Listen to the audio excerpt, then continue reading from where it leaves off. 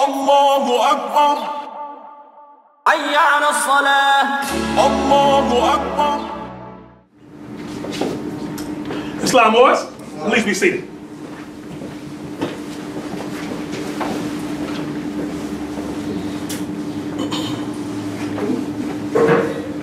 Arise, giving all praises to Allah, the Father of the universe, cherisher and sustainer of all the balanced universes.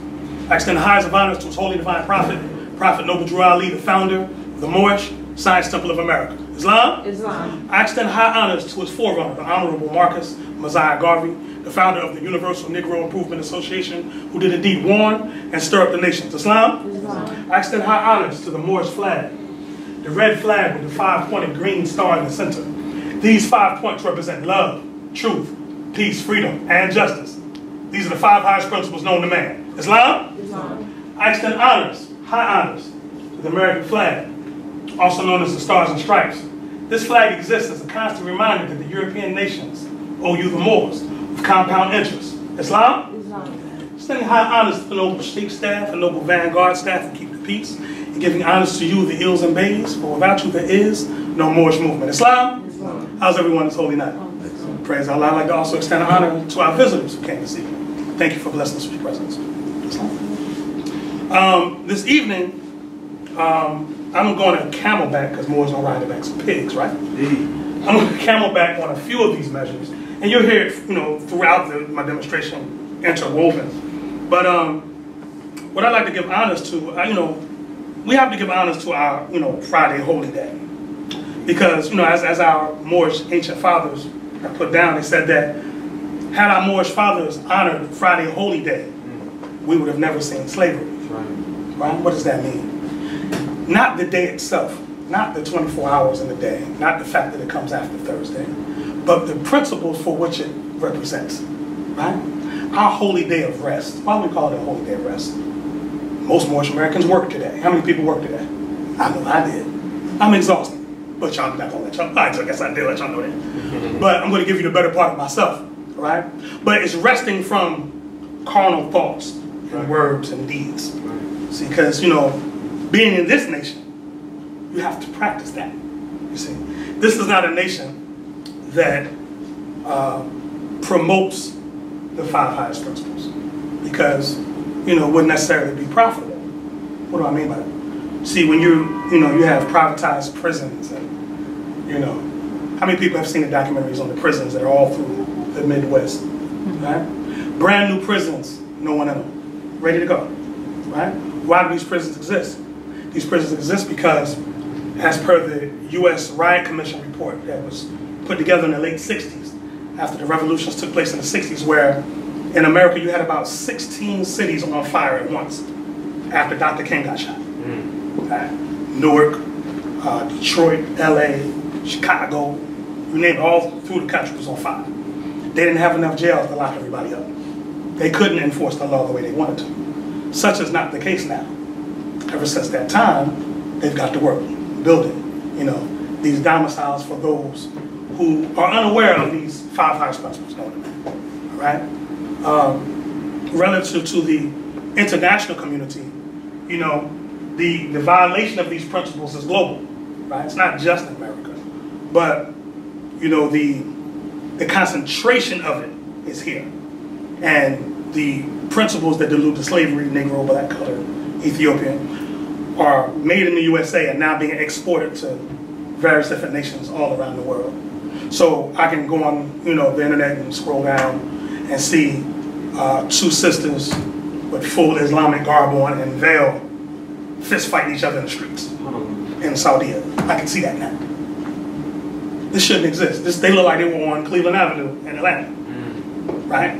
Babies right there. Both of their babies are right there. One of them actually kicked one of the babies over. Right? That's Negro, black, colored, Ethiopian, right? Those are the attributes of the lower self that Noble Drew Ali informed us about when he said, the lower self breeds hatred, slander, lewdness, murder, theft, and everything that harms. See, these principles are universal. Even though our prophet brought them to us specifically, we can use them to export them throughout the world to solve, the various ills on the planet. However, charity begins at home. Islam? So we were given, first of all, be prophet, right? And I say that proudly, a prophet. Islam. I didn't stutter when I said prophet. I don't bite my tongue when I say prophet, right? And I'm not humble about saying prophet, right? I'm very proud of the fact that we were son of prophet, right?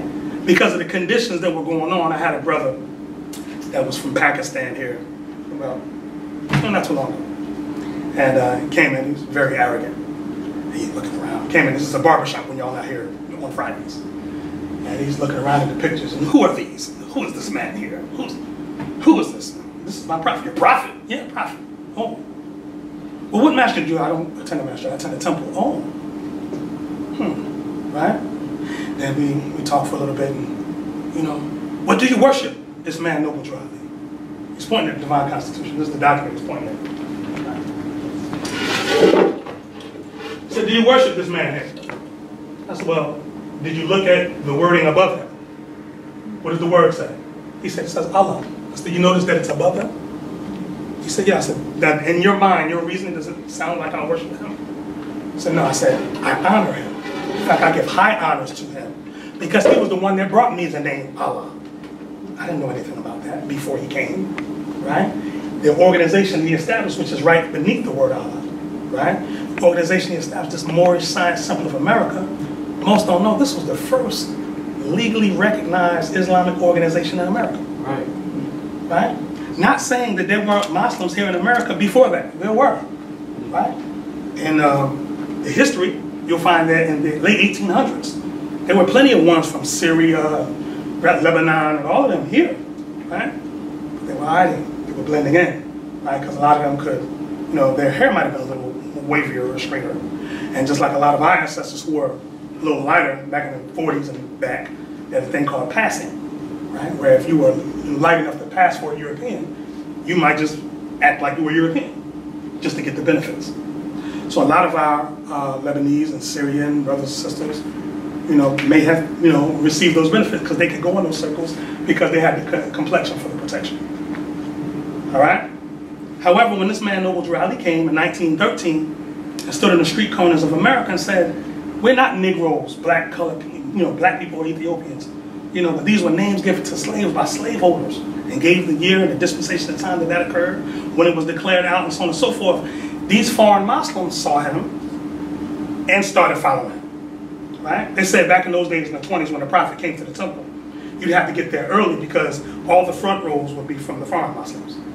The Arabians, the Turks, they'd all be in the front rows because they respected what he represented, because they understood the fact that this man had to have been guided by Allah to have the courage in the 1920s to be standing up talking about he was a Muslim. Openly. Right? Now, there's, you know, when it comes to Moorish America, see, a Moorish American should be a Moorish American 24/7. This is not something we put on. You know, your principles alone should make you distinct. The way you carry yourself should make one say, there's something different about you. You know, how many of you, just as you go through the communities, people just come up to you and say, what are you, Muslim? Muslim, right? You must be Muslim. Yeah, because it's like, see, I know it. You get something about you. Right? And why do they automatically attribute that glow to Islam? Right? If you look at what Islam represented in the time of your forefathers, right? This book here, it's called Hannibal by Patrick N. Hunt, right? It's an excellent book. And by the way, this is a horrible rendition of Hannibal. He looks like a Roman on here. That's our job to straighten that out. But the book goes in talking about one of our forefathers named Hannibal. Can anybody tell me anything about Hannibal? The floor is open. Hannibal was a military genius, right? He was, parts of it. He was from a region called Carthage in the ancient world, right? Carthage is in modern day Tunisia, right? There's a city in Tunisia called Tunis. Tunis was actually where Carthage was, right? Now, as Brother Yosef so eloquently, you know, expounded on, he talked about Canaan and the Canaanites, right? The Canaanites, people think that Canaan is only this strip of land right here. But just like when you reference the word Moor or Moorish, this is an empire, okay? What's the difference between a nation and an empire? Anyone? And by the way, this works. This is a two-way conversation. A difference between a nation and an empire. Anybody know? All right. We have 5 classifications.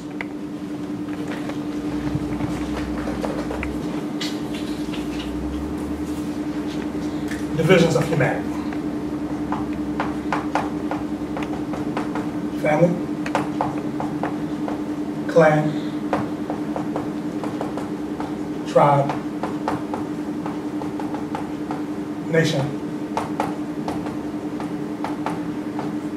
and empire. Okay? Now, empires are composed of nations, right? So in the ancient world, when you use the term Canaanite, or one from Canaan, right? That was inclusive of multiple different nations that benefited from the international trading of your ancient Canaanite forefathers. Meaning that, you know, they say the 7 seas, but it's really only one sea with different names, right? Right. But your forefathers sailed these 7 seas, okay? The ancient Canaanites were the first ones to what they call circumnavigate the continent of Africa. They were the first ones to do all of this. Right?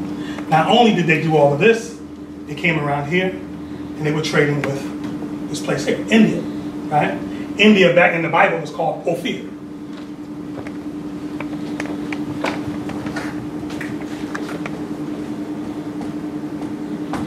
Ophir was known as a place of gold, massive gold deposits. Right? Not only did they trade with India or Ophir, they came and traded with the Americas. Right? You'll find that there's for a reference, there's a magazine known as Ancient American Magazine. Right? Ancient American Magazine. Ancient American Magazine is a magazine of archaeologists that do archaeological digs here in the Americas. That's all they do. From Canada all the way down to Argentina. And things that they found, you know, evidence of the ancient Canaanites, who European Freemasons refer to as Phoenicians.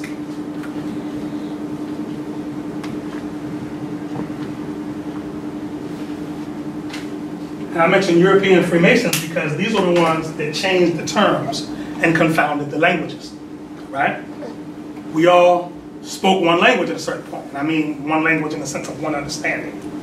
If my sister right here didn't give up her ancestry of Bangladesh, you would not have known that she was from Bangladesh.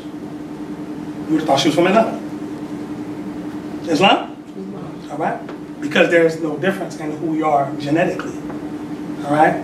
But our customs may differ. Right? We may have slightly different customs. But I guarantee you in every one of our civilized nations, you'll find that murder is illegal. You'll find that rape is illegal, or at least frowned upon. Right? That theft is illegal. These are universal principles that were established by this common trade network that was going on back in the time of the ancient Canaanite Empire. Right? When you're talking about Hannibal, his last name was Barca.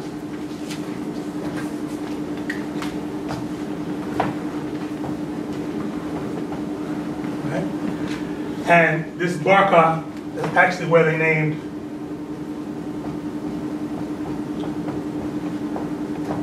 Barcelona in Spain. Was actually named after Hannibal's father, whose name was Hamilcar. Hamilcar Barca.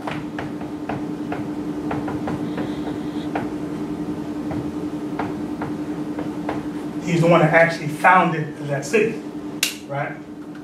Now, the interesting part about it is the Barca family, they were the military class of Carthage, meaning that you can't do commerce and trade throughout the world and not protect it, right? Just like Sister Lamadi so eloquently demonstrated that, you know, these brothers that have been positioned around in black, you know, they're under a specific set of instructions, right? That whenever we gather, that make sure peace is still, right? So they're under a particular understanding that nothing, no harm at all is to happen to any of the ones that are in this building while these flags are hoisted and while that charter is posted, right? Even if it comes to giving the utmost of their very life to protect that. Islam, right?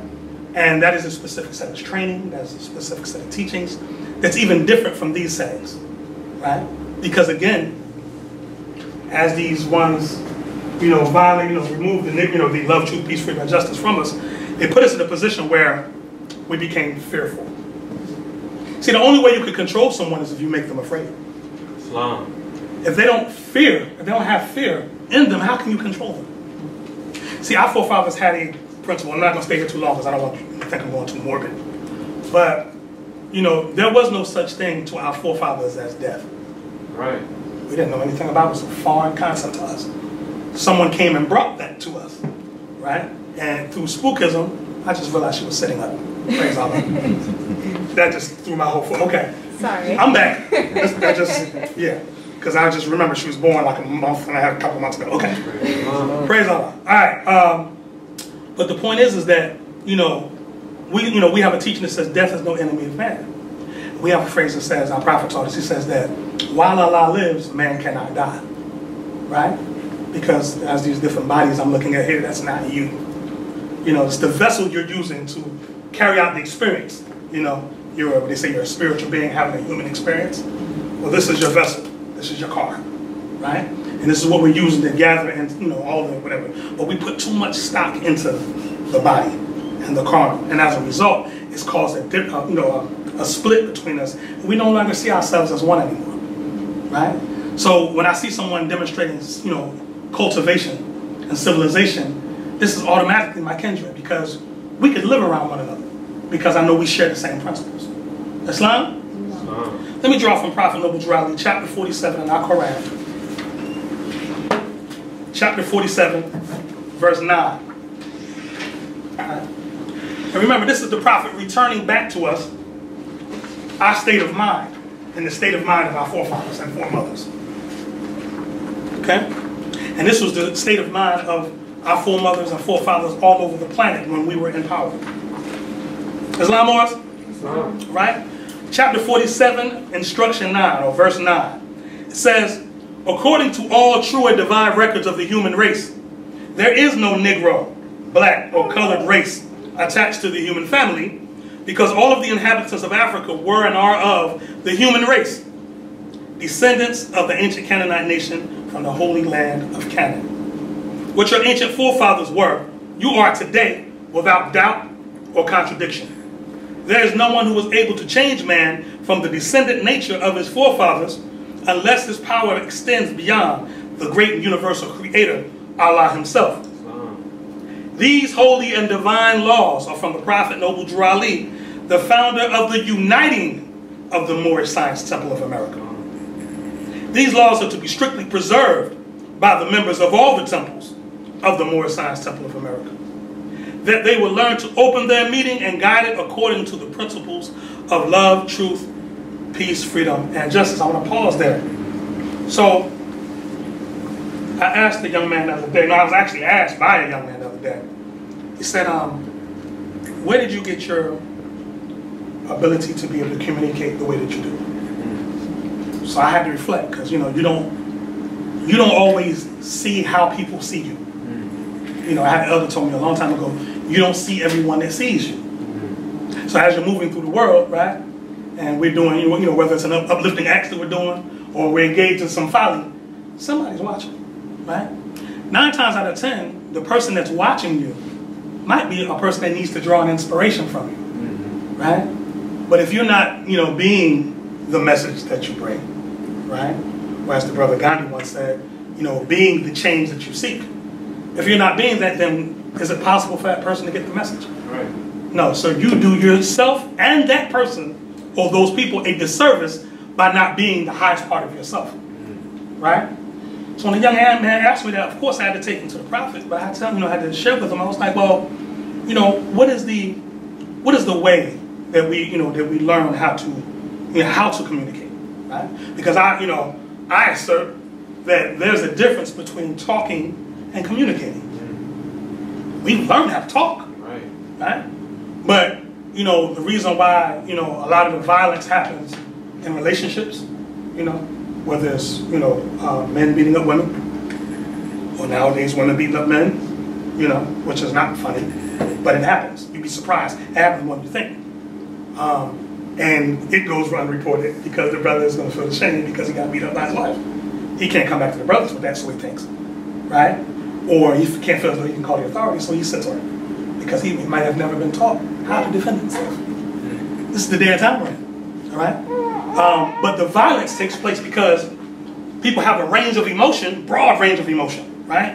And may not have the working tools verbally to express what they feel, right? And I know as men, I can speak for the men, maybe the sisters can demonstrate for the sisters, but I know as men, when we get frustrated, you know, and, you know, because bottom line, you sisters have been gifted with more words than us, access to more words under a stressful situation. So brothers, if you get in an argument with a sister, and it's a word match, you're going to lose. That's her realm, you're not going to, right? She has to be able to have those words to express because she has to express, you know, that range of emotions for the children. So she, you know, Allah gave her that expanse, right? But what does help us as brothers, you know, when you read more, right? Not just reading more, but what you're reading. You know what I mean? Because what that reading does is it gives you a broader vocabulary to describe that particular film, or just different dimensions of that particular film. Islam? Does that make any sense? All right? And, you know, when brothers don't have that, you know, and all the words are gone, because we've used most of our words by 5 o'clock. That's why when we come home, we ain't got much to say. I said, leave me alone, I just want to watch the game. Right? But when that happens, the only thing he has left now is his brute strength. You know, he has that strength. Shut up! You know, but we can't, our brothers here in the Moorish Science Temple of America are under strict instructions to not place any hands on our women. Because if you do, you'll see another side of us. Islam? Islam. All right? But, you know, but again, this is the difference between talking and communicating. Okay? So, like the Prophet says here, he says that let me read, take from the time, instruction 13. He said, these laws are to be strictly preserved by members of all the temples of the Moorish Science Temple of America, that they will learn to open their meeting and guide it according to the principles of love, truth, peace, freedom, and justice. So the meeting is not just a formal meeting like this with flags and charters, and, you know, that's aid and interpretation. But any meeting is any interaction between any two or more group of people, right? And you have to learn how to open that conversation and guide it according to higher principles. If not, the conversation will dare descend to evil or meanness. You see what I'm saying? And then, you know, it comes out like Sister Lamadi again so eloquently said, we'll start hating on each other, right? Because I, again, assert that we are masters and adepts at hate, but don't really know love. You know, most of us really don't love. If you cornered a person and asked them to describe what love is, they get the stammering and so on and so forth. But ask them what hate is, you get a million different responses in a row. All right? So the Prophet knew that, so he started giving us various different teachings so we can access those, you know, those dimensions of ourselves that bore more depth of substance, right? Instruction 14, it says, every subordinate temple of the Grand Major Temple is to form under the covenant of love, truth, peace, freedom, and justice. Let me pause there. Covenant is a contract. A covenant is a binding agreement, meaning that if you choose to accept those principles, right, then you have rights and duties, right? You're expected to perform a certain way, right? When you put a fez on your head and you go in society, you put a kufi on, you put, you know, a turban on, and you go in society, right? People expect more of you automatically, they just defer, right? There was a time, I'm a little older than some of you, there was a time where when a sister grew her hair out natural, right, whether it was locks or an afro or brush waves or whatever she did, and she wore her hair natural, it wasn't, you know, permanent and coloring and all kind of stuff, whatever, you could walk up there and say, excuse me, sister, what are you studying? And she'd go, Rastafari, I'm studying this, I'm studying that, whatever, whatever. That's not necessarily the case now because it's become fashionable, stylish, right? Which is okay. Problem with that is that fads come and go. You know, truth doesn't change, right? There's a sister, she has an excellent video out where she was explaining how, she has a book, she was talking about her hair being natural or whatever. And she explained in the book how when she went to her job or whatever, people were like, well, so you're going natural? She was like, going natural? No, I'm being myself. What do you mean going natural? As though it's a process for me to be me. Yeah, does that make any sense? Mm-hmm. You know, the first 2 lessons you learn in the Moorish Science Temple of America is to learn to love instead of hate, and to be yourself and no one else. Right? Believe it or not, the concepts of good hair and bad hair are still being used by our people. We still use this stuff. You see what I'm saying? So that means the idea or the system that brought that into existence is still present. Islam? All right? And we have to do what we have to do to change that. Right? But moving forward, it says, take from the top again, 14. Every subordinate temple of the Grand Major Temple is to form under the covenant of love, truth, peace, freedom, and justice, and create their own laws and customs in conjunction with the laws of the Holy Prophet and the Grand Temple. I, the Prophet Noble Drew Ali, was sent by the great God Allah to warn all Asiatics of America to repent from their sinful ways. He didn't say to warn all the Moorish Americans. To warn all Asiatics of America. These are all Asiatics in this room, right? So the Prophet is warning all of us, right? It says, before that great and lawful day which is sure to come.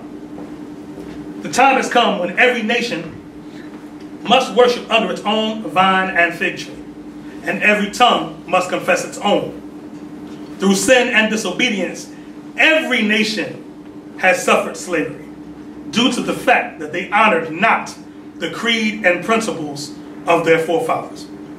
This is why the nationality of the Moors was taken away from them in 1774, and the words Negro, black, and colored was given to the Asiatics of America, who were of Moorish descent, because they honored not the principles of their mother and father, and strayed after the gods of Europe, of whom they knew nothing. Islam, Moors? Surely Allah speaks the truth to his holy prophet, Prophet Noble Drew Ali. Islam? Now, interesting part about that is that when the Prophet said that every nation has suffered slavery, many of us here in America of Asiatic descent were not born with a nationality. Right? We were born with someone else's names. We were born with someone else's religion.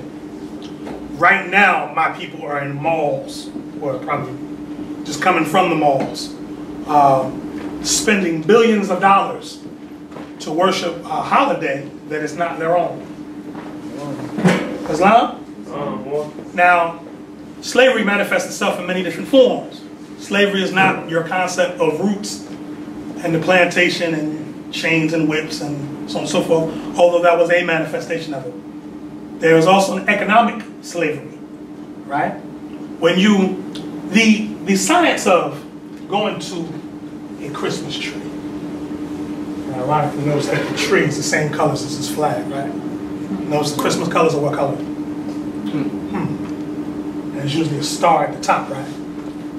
There's usually a star at the top, right? And then they wrap silver and gold around it, which is the commerce, right? And they put presents in it. In order to get the present, you have to do what? You have to bow down.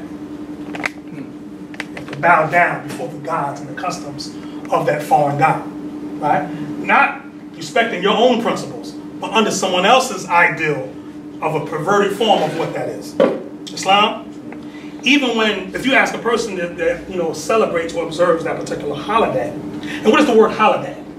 Holiday is holy day, right? If you ask someone, well, why do you observe this? They say, well, I'm a Christian. Okay. What book do you read as a Christian? And this is respectfully, because we don't bash religions. We're just curious, because this is the more science temple of America, right? Islam. Well, where in your Bible does it say to cut down a tree and decorate it and put gifts and so on and so forth? Well, I don't know, it's just something that we do. So you can't show me a verse in the Bible where it says to do it, but I can show you one where it says to not do it. Jeremiah, where it literally says, don't cut down trees, put them in your homes, and decorate them with gold and silver. That's in the Bible, right? But kind of like one of our sheiks has said, people say they go by the Bible, right? But then they put the Bible down and walk right on by it. They're not living according to its teachings. You see? Because the thing is with spirituality and religion, because they're not different. That's a foreign teaching too. That spirituality and religion are different. Because again, right? Religion is the articulation of what spirituality is. Right. Religion is the instruction, the systemized teaching of what spirituality is. As Sister Lamani demonstrated, as you see, I'm quoting you last. She said before she joined the movement, she was demonstrating intuition relative to the spirit realm about, down into her spirit about how she should move. But there was no system about what that was. There were no terminologies to identify what things were, so on and so forth. So the dogmatic aspect of it comes about to articulate what spirit is saying and what spirit stands for. Right? So whether that is, those instructions come down through Bible, Quran, Rig Veda, Upanishad, Mahabharata, Bhagavad Gita, the Ifa corpus of the Yoruba of Nigeria, whatever system it is, if you know how to read through these systems, they're all saying the same thing. There's a golden thread that runs through all the earth's religions, because the oldest systems of religion were founded by your forefathers for the redemption and salvation of mankind on earth. The verse didn't say for the redemption and salvation of man on earth. It said mankind, which is a kind of a man, right? Meaning that there are those that are walking the planet. I'm not going to be too radical with this, but there are those who can mimic. I'll give you an example. You can see two dogs walking across the street. One of them gets hit by a car. You can see the other dog coming more its death. They get over it and start whimpering, whatever, right? And they have a degree of contact with the soul plane. But according to what has been revealed by our ancient fathers, Allah, and we use that name because that's the main affection to us as Moorish Americans, right? There's various different names for that one source, right? But the creator of all that exists designed man and woman to be the lords of the plane of the manifest. Meaning, you're supposed to be the lords of this realm, the masters of it, not to be subject to it. Right. How do you get subject to creation? See, our forefathers, we have a name, that's amongst the Moorish American pedigree, and that last name is El, E-L, some pronounce Il, E-L. That El or Il is actually a name of Allah. Right? So when you hear the, the angelic beings, or the angels, if I can use that term, that amongst the Hebrew or the Israelite, lineage, they'll say Mikael, or Michael, right? So Raphael, right? Or they say Gibrael or Jibrael, right? They're all named after their father, God Allah. Isn't a child named after its parents? That's right. So if you come from the source of all that exists, if you come from the Creator, should not you bear a name of the Creator? Right? But there are ones walking around with names of the creation. And as a result of them bearing the names of the creation, they have the mind of the carnal. They have the mind of the material. And all that they teach is to support that end. Right? In this book here, Hannibal, when it was talking about the commercial exploits of the ancient Canaanites, they said that the ancient Canaanites never maintained a standing army, even though they were an empire. They had a network of mercenaries. So that way, if something ever jumped off, they had contact, they could organize these mercenaries to go fight battles for them. The Barca family, Hannibal's family, were the ones that were organized that. Islam? Very different from the Romans. The Romans kept and maintained standing armies to go and invade other lands and steal what they had. That's the history of the Romans, right? And Hamilcar made Hannibal, his son, swear a blood oath at the age of 10, right? He said, and the oath went, I swear that for as long as I live, I shall forever be an enemy of Rome. He made his son swear that oath because the Romans were after him, and they eventually, killed Hamilcar. And then Hannibal, growing up around the generals and stuff like that, took over where his father left off and took the attack to them. I'm not advocating any violent overthrow of anything. What I am saying is that advocate for peace and not destruction. Now, what would that mean for you to advocate for peace? The only way you can have peace is if you be yourself and nothing else. Like, in other words, Sheik Rashid and I and Sister Taifa, we learned a valuable lesson when we went to go visit our brother Kenneth Montgomery Bay at the hospital. And the lesson is that, and I'm not doing this at my brother's expense because we had this conversation. The lesson is that your subconscious mind, how you ask somebody, especially our people, how you doing? Oh, I'm good. I'm straight. We hear that all the time, right? Joker just got the eviction notice earlier that morning. You know, no food, no food. How you doing? I'm straight. That pride, right? But you can, what they, you know, the elders just said back in the day, you can fake the phone. You can fake it like everything's all well. But your subconscious mind is working out all these sums, right? And your heart seat. Where's the nearest place to meet Allah? In the heart. In the heart. So you can't lie to yourself, right? They say your arms are too short to box with God. You've heard that phrase before, right? So if you tell yourself you have a problem, or you put yourself in a situation where you're saying these are my problems and I don't know how to deal with them, the subconscious mind will get to working constantly, even when you're asleep. Certain things are not supposed to take place. If you go to sleep or you're laying down and you're resting, and you actually hear your heartbeat, get to a doctor or a hospital immediately, because your body's working overtime on something, right? It might not be your diet, right? You know, stress can cause your arteries to constrict. Islam? And your melanin, right, which we all have in this room, your melanin is a transmitter as well as a transducer. It sends and receives. So if you're around negativity constantly, that's what you're taking in. And your body's vibration is adapt and attempt to overcome, right? So it'll adapt and do what it has to do to mutate itself to deal with that. But in the process, you weren't designed to function under that. No one in here was designed to function in a hateful environment. It wasn't meant to be, right? You know how many words in our languages, in our indigenous languages, that we have for peace?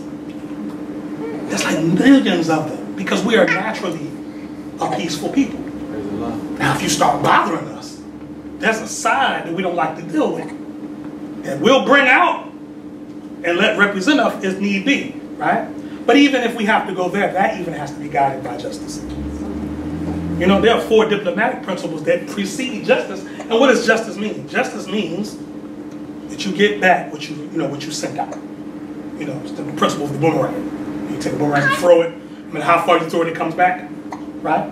Or like they say, there's no expiration date on karma. Right. Right? It can sit on the shelf for as long, whatever, and come back and visit you. All right? And all it is, karma is meaning your actions. All right? But the point is more is that, you know, by us seeing our brother, you know, and I give honor to Sister Taifa, who went straight into, you know, more body's mode and was fluffing his pillows up and giving him something to drink and talking him through it, making him laugh, making him feel better and stuff like that, whatever. But just seeing, you know, our brother in that circumstance, you know, and giving honors to him because he held on to his teachings as he's laying there in the bed. Islam, how you feeling, boy? This is just a foe that I must fight. Right. So, all is well. Praise Allah, more. Right. That's a Moorish soldier, you know, where, you know, they just replaced 3 of your vows, 3 of your, you know, but you can still utter praise Allah. Right. And the fact that he survived that. You understand what I'm saying, Moors? And not to mention the fact that one thing we have to change is that there's no way that any one of you should get sick and have to go in a hospital full of Europeans to heal you. You should be able to, we should have our own institutions, should we not? We should have our own institutions to heal our own people. Right? But that can only take place if we move as a unit, as a group. Put aside petty differences. Anytime anybody starts bringing, you know, division up, shut it down. It's your responsibility to shut it down. If you don't say nothing, you're passive with it, you're complicit in the division. You are just as guilty. You have to shut it down. Prophet Muhammad, peace be upon him, he said that there are various different ways to handle the problem. You know, you can go and put your hands on it and change it. All right? This is the greatest of ways. You can actually get physically involved to change it.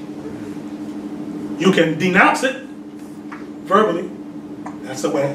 Right? Or you could despise it in your heart. He said that no to do that is the least of ways to change the matter. Islam, Prophet Noble Drew Ali says, all Moors must be active and not passive.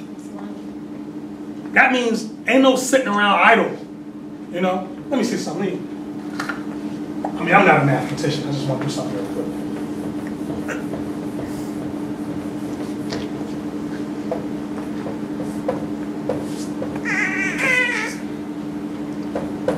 So there's 118 hours in a week. 118 hours. I would like each one in the room to reflect back on your 118 hours. Think about what you did in the past, what we call creation, past 7 days. What did you, okay, remove work, put that to the side. Remove your dealings with the children and family, put that to the side. Okay? What did you do towards uplifting of fallen humanity? How many hours did you dedicate? Because we have to work to sustain ourselves, true? So I'm not denouncing that. We have to do that, okay? However, how many people work a regular job? Oh, well. Okay. Were you created? Was the purpose of your creation or your incarnation to work that job? Just something to reflect on, rhetorical. Or were you created for something greater? What is a mercenary? You say a mercenary is one who hires out his ability for coin, for money. That's a mercenary, right? So we usually think about that in terms of someone that would go kill and receive money for that. That's what they say, it's a mercenary, right? But we have people that are artists. We have people that are singers. We have people that are plumbers, electricians, so on and so forth. But they might be in a position where they'll hire that out to someone else for a check, but not open their own business per se. Or help someone else that owns their own. Because that's the circulation of the dollar, correct? So if a brother or sister opens a business, if our brothers in adversity do what? Assist them. If our sister's in trouble, what? Forsake her not. That's our Asiatic code, right? But the point is that if we're not using our abilities to uplift, then what are we doing? I'm one standing before you with gray hair, right? In our ancient societies, the ones with gray hair had something to say, And the thing I'm having to tell you younger people, where I don't see much gray hair in the audience, I'm kind of jealous right now. But you young people who still have that youth and that vigor, don't waste your time. Years fly by. This young mother right here that's bouncing the baby on her knee. Right? Before she knows it, she'll be 18. And she'll have to go back and look at pictures and say, where did the time go? Right? And what I'm saying is that if we don't take the time to dedicate ourselves to something, a purpose that's greater than our own personal cause, right? What are we doing? You understand? When you have problems in your personal life, who do you go to? Do you go to someone that's going to offer you sincere counsel? Or do you go to someone that's going to offer you crafty counsel? Somebody give you that advice to tear your household up, right? Or do you go to somebody that's going to remind you of your principles? If you're angry, someone reminds you, yeah, get it out, but that's not you. Don't do that. Get it out. We're going to have this conversation. I'm going to remind you of the laws, and you're going to go home and work it out. That's what you're going to do. You ain't going to run. You ain't going nowhere. You have responsibilities. Islam, that's what the More Science Temple of America is for. We're not for tearing up families. We're for keeping families together. Right. Islam, as children, that's a covenant, it's a contract, it's an agreement. Right? That their very existence demonstrates the fact that half of them came from you, and half came from the other counterpart. Right? So their mere existence is a manifest of a thought. Right? So what? You might not be in sync with that thought anymore. The manifest of it is still here. Islam? And you have an obligation to see that through according to principle. Right? So all this that we talk about, the Moorish, the Canaanite, all that history, whatever, is to get us to stand back on our pedestal of principle. Because without that, we're nothing. Right? Without that, we are those who have been given to the nations. Right? Right? I'd like to read something real quick from the biblical text, and I prepare the Lord a meeting. In the book of Isaiah,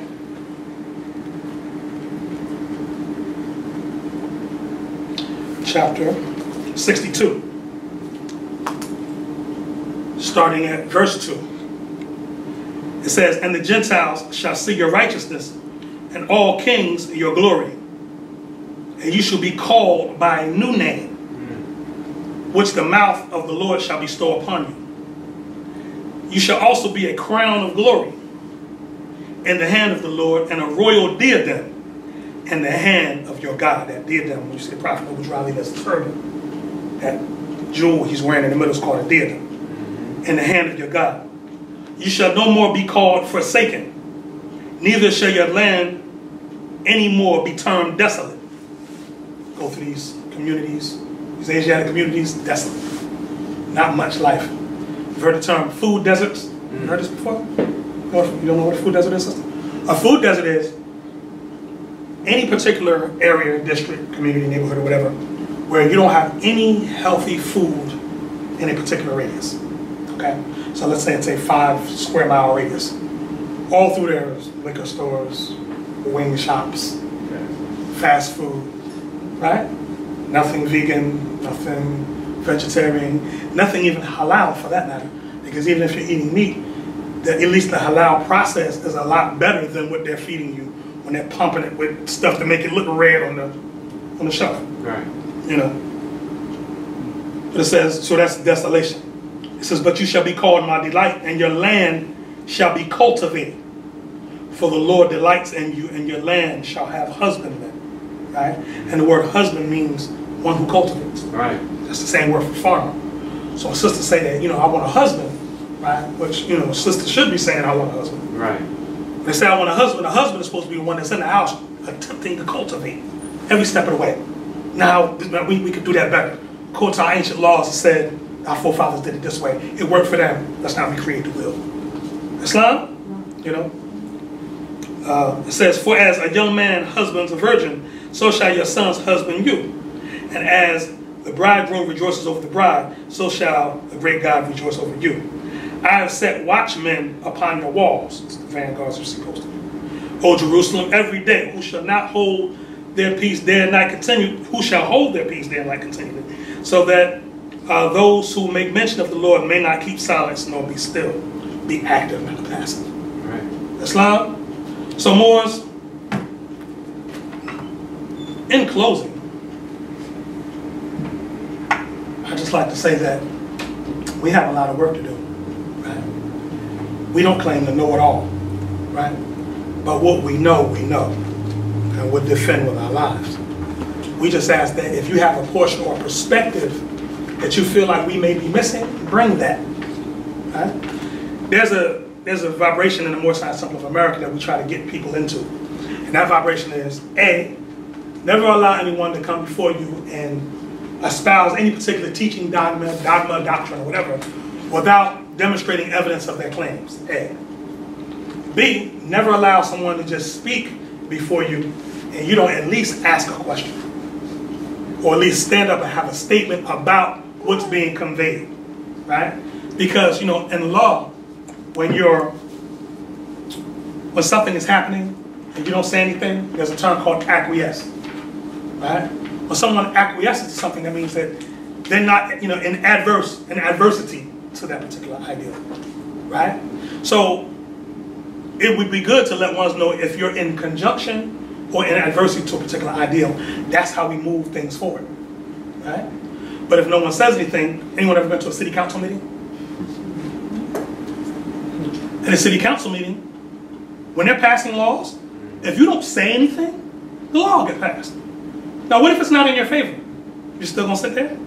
We're still not gonna say anything? See, in here, that's why what the chairman was putting down when he said that if you have a question, you stand up and you rise and give your honors, and then you speak. Because that's getting us into, you know, in preparedness for government, when you have to be in that type of, you know, position to have to speak on behalf of a particular constituency, right? If you're not practiced in that, you're not going to be able to just freestyle it, right? Because that is a particular machine, right? Anyone who studied basic political science will tell you that is a machine. It's not perfect, but it's a machine that runs on a particular order. Right. And if you're not in harmony with that order, you'll seem out of place, right? So, you know, this is what the Moor Science Temple of America is seeking to do, to make stronger men, stronger women, because our babies are watching. There was a video I saw, I'm just getting real quick. There was a brother, he looked like a very in shape, he was like a, you know, track type person. So he was doing his exercises. And he had these things he was running over, and he was running over real, you know, real quick or whatever. So he had his toddler, the baby could barely walk. So he did it first, and the baby was coming behind him. First the baby was walking, then the baby started. You see? Never too early, right? And this is the thing. So if we're lackadaisical in how we demonstrate, and we get up here and we let the sheiks just get up here and talk and we don't say anything or whatever, the babies watch that, then they go in society, and as the active ones, the more alpha male and women are in society speaking and moving and shaking, because their example has been to sit back and watch the elders not say anything, they don't say anything. But if they have strong role models of examples of elders who are moving, shaking, and shaping public opinion and sentiment, they take that on, and those children automatically become interested in civics and political science and the affairs of men and women. Right? So if you don't, again, why the prophet said, if you don't know who you are, you won't have any power, because knowing who you are gives you the confidence of knowing my forefathers did this. If they did it, I can do it now. It's no difference, right? I would venture to say too that our forefathers in the state that we're in now probably would not even claim us, because we're not doing 1/10 of what they did. Islam, you know, if you research the old monarchies, man, they would. If heir was not doing what he was supposed to do, yes. If heir was not doing what he was supposed to, they would hurry up and get him out of there, because he would disrespect the whole line, right? You know, in Hannibal's line, there were many ones after him that were named Hannibal in his honor, that were named Hasdrubal after his uncle in his honor. Hamilcar, they kept the name going because the original one that possessed the name was of such magnitude, right? And this one Hannibal here, in the military academy, West Point, you've heard of this? They still study him now. That was 237 BCE, before the Christian era. So when the Moors took over Spain in 711 AD, this was 900 years before that. But they're still studying him. Why? Because what he did worked. Just like Prophet Noble Raleigh, what he did in his day worked. Why we still study him? Islam? One more thing I'd like to say before I lower the meeting. A very close friend to Temple number 19 is Muhammad's Mosque 15B. Brother Minister Stanley Muhammad and the family over there, they've always supported us, and we always support them. Some years ago, Minister Stanley's daughter was in a very, very bad car accident. It was 3 of his daughters, they were driving, and one of his daughters, the car got pinned under a fire truck. And the youngest daughter, she was hurt really, really bad, to the point where her body pretty much she's a vegetable. She's basically trapped in her body. You know? So the family's doing a lot in terms of, you know, lawsuits and various different things with the Clayton County Fire Department, with Mercedes-Benz, because the airbags, the way they deployed, some left lacerations on the face, and they got a recall. There was a recall on the car, but they didn't get the notice until after the accident and stuff like that. So, as a temple, what we'd like to do, anybody who would like, and their medical bills are ridiculous, right? At the end of the meeting, anybody who would like to give a donation towards, you know, the Muhammad family, to help them, to help ease the burden relative to what they're going through with their daughter, Sister Lamadi, you wouldn't mind taking care of that? See Sister Lamadi, put your hand up. That's Sister Lamadi right there. Please see her afterwards and give that donation, and we'll bundle it up and we'll make sure that they receive that. Islam? Because that's what this is. You see, you know, the Prophet teaches us about, you know, without a foe, a soldier never knows his strength. And some of us are ordained to go through, to be real strong leaders, but to be that, you gotta go through it. You ever put yourself in a position where you call yourself a leader, you think you're not gonna be tried? The Quran of Mecca says, do you think that you'll say that you have faith and not be tested? You know, another school of thought says that you will be tried, never denied, and willing to be tried again, right? So you gotta be willing to go through the fire. If you're not, then you might want to hold your seat until you find that within yourself. You see? Because if you're willing to stand up, you know, John Henry Clark said one time, he said the only way, no, that wasn't John Henry Clark, that was another master. He said, The only way you can accommodate somebody being on your back is if you're bent over, right? But if you stand up, he'll fall right off, right? But most of us are so accustomed to walking bent over, we don't even know we're bent over, all right? So let's consider this, and let's keep each other strong, right? And let's cross-examine each other to make sure that we're on point, on the foundation like we're supposed to. And more importantly, let's get to work so those babies don't have to suffer like we did. Islam? And with that, I'll lower the meeting. Morris Science Temple of America, Noble Drew Ali founder, home office, Chicago, Illinois, March 11th, 1929. A warning from the Prophet to be read at every meeting. I hereby inform all members that they must put an end to all radical and agitating speech while on their jobs, homes, or on the public streets. We advocate peace and not destruction. Stop trying out your cards with the Europeans, for it causes confusion. There has been much confusion caused by members trying out their cards. The cards are for your salvation. Failure of obeying my orders will be of severe consequence. We are for love, truth, peace, freedom, and when these principles are violated, justice must then take its course. Any member or group of members that seek to hold malicious feelings towards the temple or the prophet, or to violate the divine covenant of the Moorish movement, will receive their reward from Allah for their unjust deeds.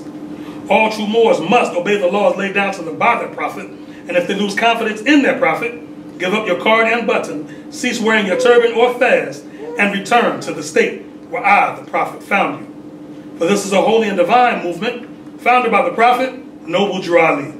And if the prophet is not right, the temple is not right. The prophet is sending out a divine plea to all true Moorish Americans that they may do their part in protecting their prophet and the temple. This is an everlasting movement, founded by the prophet through the will of Allah to redeem his people from their sinful ways. Peace. Noble Drew Ali. Islam? Islam? Islam. All praise is due to Allah in the highest of honors, to his holy and divine prophet, Prophet Noble Drew Ali, the founder of this Morris Science Temple of America. My people, thank you very much for your sacrifice and coming out on a Friday night. You know, Friday night is party night for Asiatics and out there, right? Y'all sacrificed and came to come amongst your own, to listen to some long-winded sheiks and sheikesses, to hear something about yourself. It's all praises to Allah for that, right? And I pray that as we depart in the world, that we remember the relation that bindeth us to love and unity. And we allow our minds and spirits to reflect on what was stated this evening, right? How many people tonight, heard, believe that what they heard tonight is good for our people? No. By show of hands. Praise Allah. That means we did some good tonight, right? But the reality is, if we don't put some effort behind that good, then that good goes for naught. And we might as well have not have met in the first place. Islam? The biggest thing that was going on this week was the funding of the government. Y'all heard this? Right? And President Donald Trump says if he didn't get the money for his wall, how many billions was it? Anybody remember? 5 billion? It was like 5 billion. 5 or 7. Say again? It was like 5 or 7. Okay. A lot of money. Yeah. If he didn't get a lot of money to fund his wall, he wasn't going to sign the budget in. Right? And that's a big thing because it takes finance to uplift the nation. All those agencies in the government have to be funded. Right? Prophet Noble Drew Ali taught us that. He says that, if you do not aid me in saving the nation, you are an enemy and justice must catch you. Right? And it will, because the problems that we have in our lives wouldn't be happening if we had each other like we were supposed to. Right? None of our babies are supposed to be in the world suffering. None of our brothers and sisters and cousins. I met a young brother from Senegal who was 12, who was trying to break into cars at Kroger. He was raised Muslim, speaks fluent Arabic, been Muslim his whole life. Came to America, lost all his culture. Right? I said, well, do you have family? Yeah. Well, my older brother, he's 17, he smokes crack. My other brother, he's 20-something, he drinks lean. Right? They're well off. They have pedigree. They have long pedigree. Came here to lose everything. Why? Because if you come here, if you don't have a society in place to reinforce your morals, then you take on the morals or the sub-morals of the broader society. Right? Where out there, where drinking lean is okay. Where giving honors to, this might sound crazy, President Vladimir Putin from Russia, who banned rap music from America in his country. He said because the drug use, the you know, the promotion of drug use in the lyrics, he doesn't want Russian children listening to. Right? So meaning that he wants to put up a block for the Negro problem that's attempting to come in this country. Right? When we could just change the message of the music. Islam? Right? Because what we tell the world we are, they believe it.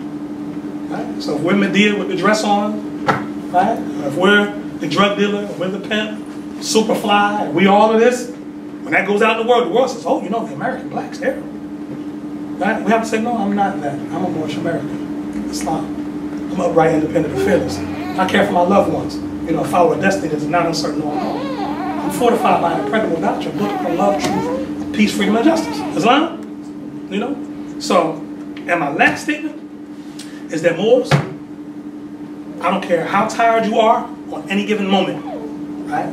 If you're exhausted and someone comes to you and they want to know something about some uplifting aspect of themselves, you have to find it in yourself. Take that deep breath and give them the very best that is in yourselves. Islam, you can't be talking to them like, well, you know, oh, you know, back in the day, you know, our people, we were, you know, world power. And if you're talking like that to them, how are they? They're going to walk away from you. Islam? But if they see that conviction in your eyes, that strength, and you speak with clearness and power, you might hold their attention for a bit. Right? And like all seeds, sometimes when you plant a seed, as that seed's growing, it grows in the dark. You don't even see its growth. Right? Then when it's time, at the time appointed by Allah, bursts through. But it don't come all the way out, it bursts through just a little bit. So you see a little sprout. Right? So just like how people, you tell them something and it changes their life, you're like, you know what? I'm going to try to stop cursing. I'm not going to cuss so much. You might do everything else though. You still might be clubbing, drinking, smoking. I'm starting to hear myself. I don't sound right cussing. I give them honest for that. Islam? Stop beating people up because they still eat meat. Stop it. Islam? Because we have to remember those plants are alive too. I don't know anybody breatharian in the room? Anybody lean up against a peach tree and get your nutrients that way? If not, you're consuming the lesser manifests as well. So let's not look down our noses at those that consume, you know, cows and pigs and the rest. Islam, let us be merciful. Justice, mercy, love, and right. Let's demonstrate these, those degrees. Islam Wars? Any questions, comments, concerns, or statements? My visitors, did you enjoy yourself this evening? Absolutely. Will you return? Is that your point? Is that your word? Yes. Okay. Now there's a phrase our forefathers used to say that my word is my bond is my life, and I will give my life before my word shall fail. Are you under that? She's like,